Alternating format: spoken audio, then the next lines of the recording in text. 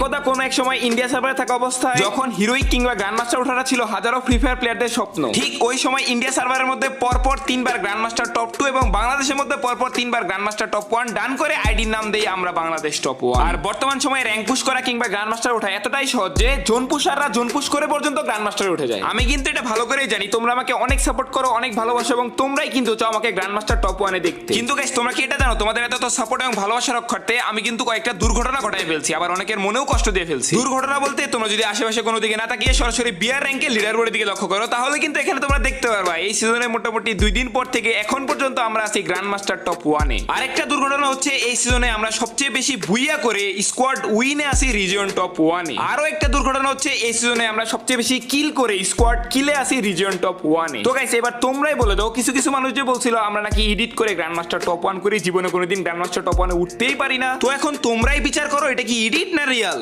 আর তোমরা যারা আমাকে সাপোর্ট করো তাদের তো অনেক অনেক বেশি ধন্যবাদ, ভালোবাসা, লাভ ইউ অল। আর হাতে গোনা যারা কয়েকজন কিছু মানুষের কথাই লাফাইছিলা তাদের জন্য কি এইটুকুই এনাফ না? Wake up to reality.